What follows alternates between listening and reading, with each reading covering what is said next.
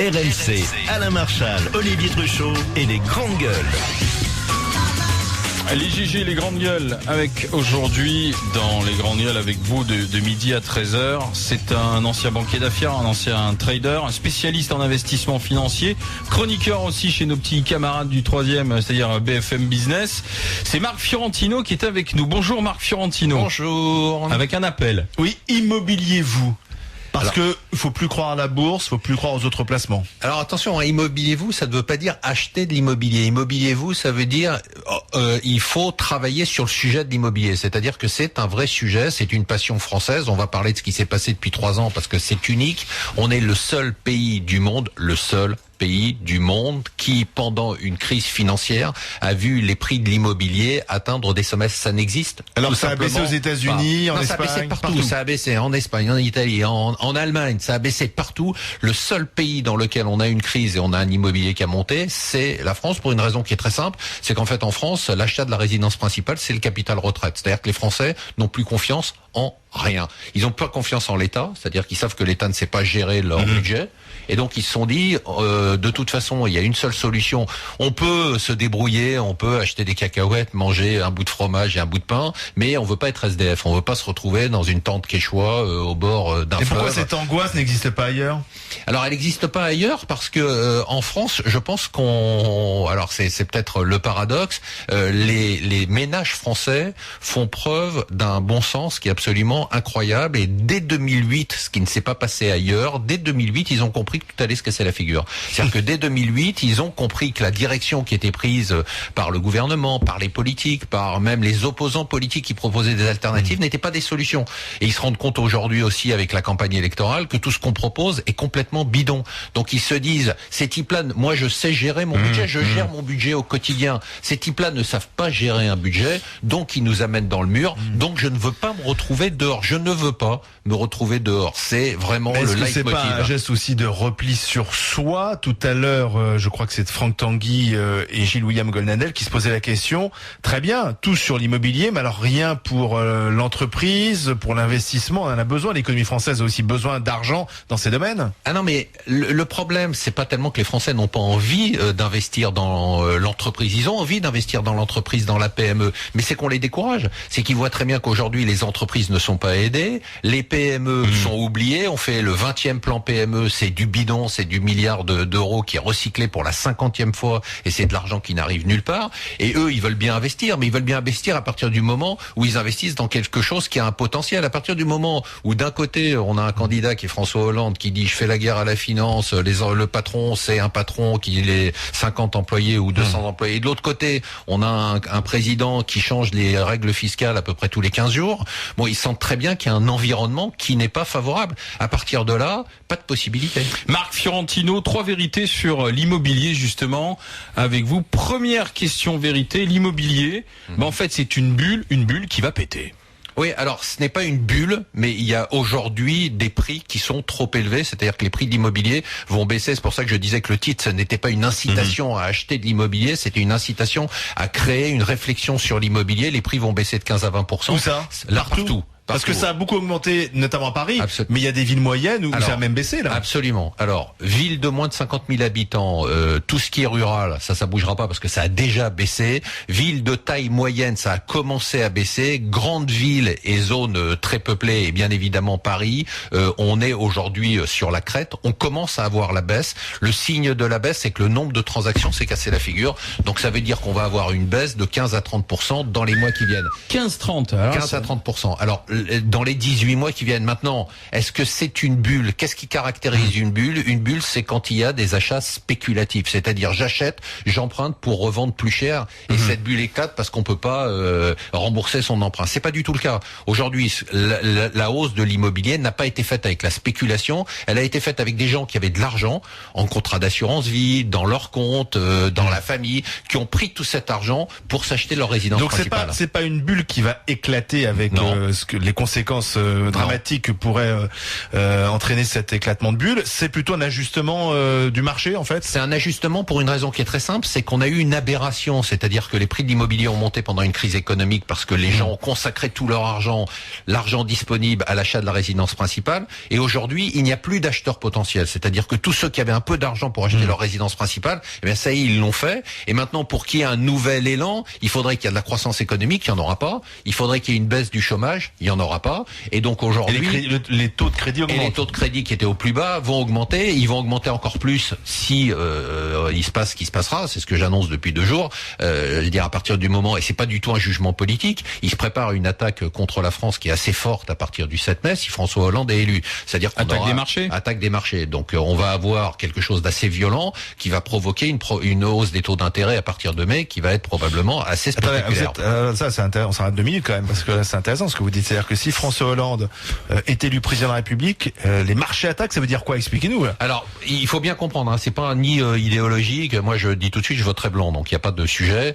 C'est simplement qu'aujourd'hui, François Hollande a fait 2 erreurs majeures. Il a fait une première erreur qui était pour essayer de gratter quelques points sur Mélenchon, de dire mon ennemi c'est la finance. Première erreur, on s'attaque pas à la finance quand on a 1700 milliards de dettes à refinancer tous les jours. Ça, c'est un peu compliqué. On n'est pas de taille à s'attaquer à la finance. C'est un propos de discours. Non, c'est un propos de discours, mais qui a été pris au premier degré par les marchés financiers. Oui. Et à la City, je peux vous dire un truc. Moi, j'ai beaucoup de contacts dans les fonds spéculatifs. Ils l'ont mauvaise. Ils l'ont très mauvaise, donc ils attendent l'occasion. Ça, c'est le premier élément. Mais ça, c'était pas suffisant. C'était nécessaire, mais pas suffisant pour mener une attaque. Ce qui a été l'élément essentiel, c'est qu'il a dit, si j'arrive, moi, je vais expliquer la vie à Angela Merkel. Je vais lui dire que les rapports entre la France et l'Allemagne, ça va pas du tout, qu'on va rééquilibrer tout ça, et je vais réviser les traités. À partir de là, ça y est, la brèche est ouverte. On sait qu'on a l'appui, je dis nous, les marchés financiers, les traders, les spéculateurs, on a l'appui de l'Allemagne pour attaquer la France, au moins pendant 1 mois ou 2 mois. C'est-à-dire ce qui va se passer très exactement le 7 mai, c'est que les spéculateurs vont s'engouffrer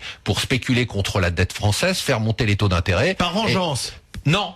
Par intérêt. C'est pas du tout ni idéologique, c'est juste un aspect financier. Il faut comprendre qu'en ce moment, c'est Angela Merkel qui donne le top départ de la spéculation et l'arrêt de la spéculation. Je vous prends un exemple, vous allez comprendre en 1 seconde. Berlusconi, elle a donné le signal pour qu'on s'attaque à l'Italie parce que c'était la curée sur Berlusconi, elle le détestait. Quand il est parti, c'était la fin de l'attaque. Elle a donné le signal en apportant son soutien à Sarkozy. Elle a dit le 7 mai... Et en ne recevant pas Hollande, d'ailleurs. Elle a dit qu'elle ne le recevrait pas. Si le 7 mai, la France est élue, on la laisse tomber pendant un mois. On est un peu loin de l'immobilier, mais enfin, c'est quand même... C'est-à-dire que vous nous expliquez quand même qu'aujourd'hui, ceux qui dirigent, c'est Angela Merkel associée au marché. Absolument. Et quoi qu'on fasse, ce sont eux qui ont le dernier mot. Oui, j'ai pas dit que c'était bien ou mal, c'est pas un jugement de valeur, je vous donne l'explication. C'est-à-dire qu'aujourd'hui, il faut comprendre la situation, elle est très très simple. Les marchés financiers ont donné un mandat de gestion de la zone euro à l'Allemagne. La crise s'est arrêtée, vous avez vu que la crise s'est arrêtée, le CAC a repris, les taux d'intérêt français ont baissé, les taux d'intérêt en Italie, en Espagne, à partir du moment où l'Allemagne a repris les rênes, c'est-à-dire que l'Allemagne a dit Papandréou, on le dégage, Berlusconi, je l'aime pas, il doit partir. L'Allemagne qui a changé de position, parce qu'au départ, ils n'étaient pas forcément sur... Absolument, ils sont rentrés là-dessus à partir de septembre. Et donc aujourd'hui, elle continue ce qu'elle a fait en Grèce, en Italie, en Espagne, avec la France. Elle dit mon candidat c'est Sarkozy, si c'est pas Sarkozy, vous allez vous démerder tout seul. Attendez, donc ça veut dire, Marc, que la France n'a plus de sa souveraineté. C'est-à-dire que la France ne peut pas choisir ce qu'elle veut. Non, par rapport... Non. Par rapport au marché financier, la souveraineté, le choix, ça ne changera rien. D'ailleurs, on regarde bien dans les sondages. Aujourd'hui, celui qui est au sommet, c'est François Hollande. Et à la limite, l'attitude allemande, elle énerve les Français. Donc, au contraire, la souveraineté, on l'a toujours. C'est-à-dire que le politique est totalement dominé. Ce qui compte, finalement, ce sont les marchés et Angela Merkel. Absolument. Ce qui veut dire que, très sincèrement, ce qu'on verra tout de suite après les élections, c'est on va avoir 2 trucs très essentiels. C'est qu'on va avoir François Hollande qui va aller, comme les bourgeois de Calais, à Berlin pour demander pardon, et ensuite vous verrez que le 3e discours qu'il fera, ça sera un discours dont on dira sur la presse à la une, François Hollande tente de rassurer les marchés financiers. On va revenir à l'immobilier. La première question vérité, c'était la bulle va exploser. La deuxième, c'est question vérité, c'est finalement il vaut peut-être mieux acheter que louer. Non, en ce moment, pas du tout. Pour les 12 à 18 mois qui viennent, il faut être cohérent. À partir du moment où on attend une baisse de 15 à 20%, voire 30% des biens immobiliers, en ce moment, il ne faut pas acheter. En ce moment, il faut louer, mettre de l'argent de côté et attendre l'opportunité qui va venir. On va avoir des opportunités dans les 12 à 18 mois qui viennent, voire dans les 2 ans. Et là, il faut se précipiter. Troisième question vérité. La troisième question vérité, c'est que l'augmentation de 30% de la construction décidée par Nicolas Sarkozy, c'est une bonne chose, ça va redynamiser le secteur. Ouais, non, ça c'est du bidon pour moi complet. C'est-à-dire que pour l'instant, d'abord, on sait même pas si cette mesure sera appliquée. Il faut déjà qu'il soit président. On sait pas vraiment si elle est applicable. Le fait que vous ayez une villa et un terrain et que vous ayez une petite maison et que vous puissiez construire un étage de plus, ça va vous permettre d'avoir plus d'espace pour vos enfants. Ça va vous permettre de recevoir vos cousins quand ils seront en vacances. Mais je vois pas en quoi ça va permettre de désengorger le logement social. Et ça permettra de vendre plus cher en plus. Alors je pense que c'est un très très beau coup pour les promoteurs immobiliers qui ont des terrains parce qu'ils vont plus pouvoir construire. Donc il a fait un cadeau gigantesque aux promoteurs immobiliers. À part ça, je vois pas à qui ça peut profiter. Marc Fiorentino, il dit c'est vérité aujourd'hui dans les GG. Ce sont les 10 commandements sur l'immobilier. Le livre s'appelle Immobiliez-vous. C'est aux éditions Robert Laffont. On va continuer de commenter l'actualité avec 3 déclarations grande gueule que commentera Marc Fiorentino. On va faire sa fiche de renseignement. Date et lieu de naissance, Marc, s'il vous plaît. 8 décembre 59 à Paris 15e. Situation de famille. Remarié. Après un divorce, remarié. Combien d'enfants? 2 enfants, 17 et 20 ans. Profession? Dirigeant d'entreprise et financier. Vos revenus? Revenus 300 000 euros par an. Locataire ou propriétaire? Propriétaire. Multipropriétaire? Multipropriétaire. Combien d'appartements, de maisons? 2.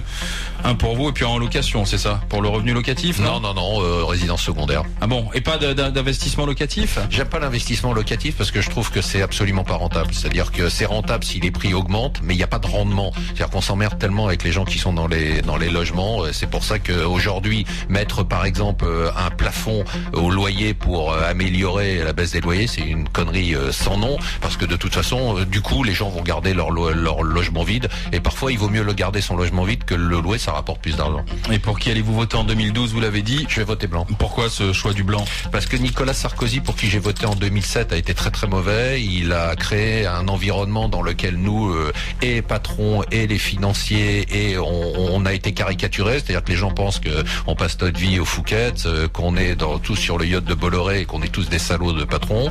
Donc ça a été mauvais. Il y a une instabilité fiscale qui est insupportable. Tous les 3 mois, il prend une décision, il prend le contraire après, donc ça m'énerve. Et de l'autre côté, quand j'ai entendu le discours de François Hollande au Bourget, je me suis dit qu'on allait dans le mur. Donc voilà, entre les deux, mon cœur ne balance pas. Et pourtant, il y a peut-être des solutions, mais on va en parler dans un instant avec les déclarations grandes gueules. RMC, Alain Marchal, Olivier Truchot et les grandes gueules.